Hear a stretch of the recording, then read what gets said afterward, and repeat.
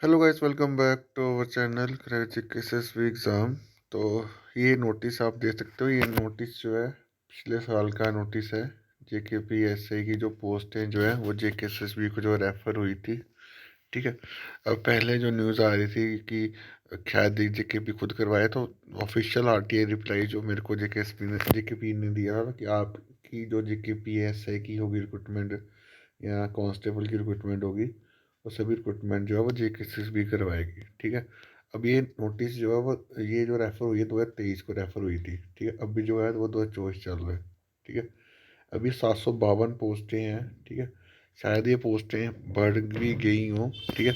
उसके ऊपर और क्लैरिटी आपको विद इन डेज जो आपको मैं दे दूंगा। अब इस इन पोस्ट में क्या कौन कौन कितनी कितनी पोस्ट थी। जनरल कैटेगरी के लिए आपकी 376 पोस्ट थी। आरबीए के लिए 75 पोस्ट थी। एससी के लिए 61 थी। एसटी के लिए 75 थी। ईडब्ल्यूएस के लिए 75 थी। एएलसी के लिए 30 थी। पहाड़ी स्पीकिंग पीपल के लिए 30 थी। ओएससी के लिए 30 थी। ठीक है। अब इसमें कुछ रिजर्वेशन रूल्स ने, जो रिजर्वेशन रूल्स हैं वो जब अप्लाई होंगे, अब जब नोटिफिकेशन आएगी तो उसमें नए रिजर्वेशन रूल्स जो है वो अप्लाई होंगे। ठीक है।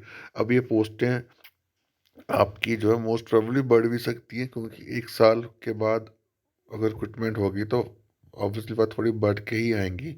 अब अगर इतनी पोस्टें में आती है तो 700 पोस्टें बहुत होती हैं। पहले 1200 बंदा अकोमोडेट होगा, 700 बंदा, ये तो ऑलमोस्ट 2000 पोस्टें जो है विद इन जो है वो 2 साल में कंप्लीट हो जानी थी। बट ये रिक्रूटमेंट जो है, पिछली वाली रिक्रूटमेंट 2 साल इतना डिले क्यों किया, अब सभी को पता है कोर्ट केस के चलते। और अगर गवर्नमेंट थोड़ी प्रोएक्टिव होती तो उस केस को जल्दी से जल्दी ख़त्म किया जा सकता था। पर चलो, जो चीज़ होगी वो होगी।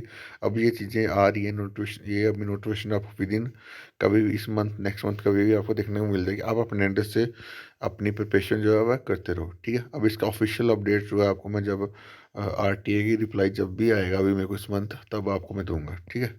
तो बाकी अभी के लिए इतना ही। Thank you guys, love you all.